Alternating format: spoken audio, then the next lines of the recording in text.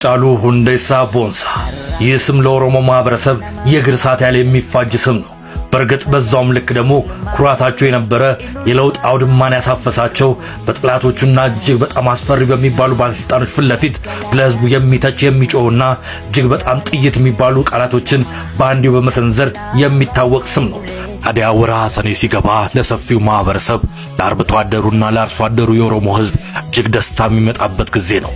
ምክንያቱ ደግሞ የእርሻ ወቅት ዝናብ የሚመጣበት ወቅት ስለሆነ ከሃጫሉ ሁንዴሳ ቦንሳ ሞት በኋላ ግን እጅግ የእግር እሳት የሆነበት ገዳዩም አስገዳዩም የማይታወቅበት ለተራ ፖለቲካ ተርፎ ሲባል እንቁ ልጃቸውን ያጡበት ወር ስለሆነ ሁሌም በጉዞ ሰኔን ይቀበሉታል። ታዲያ ልጃቸው ግን ሁሌም ንጉሳቸው እንደሆነ ይናገራሉ። ልክ እሱ እንደሚለው እኔ ኦሮሞ ዳፍ ቃሊዳ እንዳለው እኔ የኦሮሞ ቃልኝ እንዳለው አው ቃላችን ነፃነታችን ከማወጃችን በፊት ቃላችን ነበርክ፣ ስናወጅም ቃላችን ሆነ ቀጥላል፣ ካወጅንም በኋላ ቃላችን ሆነ ትቀጥላለህ ትኖራለህ ብለው ልጃቸውን ከፍ ያደርጉታል። ሃጫሉ ሁንዴሳ ቦንሳ በወልቋ ወንዝ ለሁለት የተሰነጠቀችው አምቦ መሃል ላይ ተወለደ። ከጠቢባን ሀገር የተፈለቀቀ የእውቀት ልቃቂትም ይሉታል። ሃጫሉ ሁንዴሳ ቦንሳ ለነሱ ዕውቀት ብቻ አይደለም፣ ታጋያቸው ብቻ አይደለም።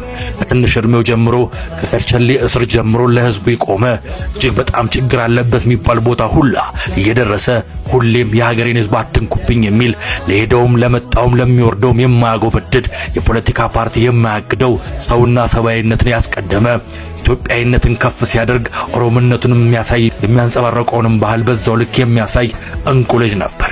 ኢትዮጵያ ሙላን ይዛይንሽ አይመቸኝም፣ ስንከባበር ተከባብረን አንድ ስንሆን ሁሌም ያምርብናል፣ ከዛ ውጪ ግን መጨረሻችን መጠፋፋት ነው፣ ይህንን ልብ ብሎ ያለፈም ድንቅ አርቲስት ነው።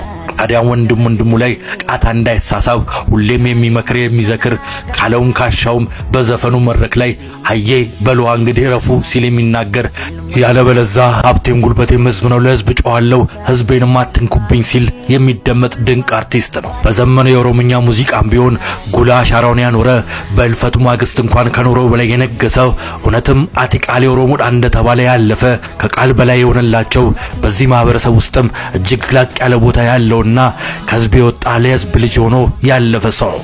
ታዲያ ይህ ማህበረሰብ ሁሌም የሱን ነገር ሲያስብ የእግር እሳት ሰኔን በዚህ መልኩ ይቀበለዋል።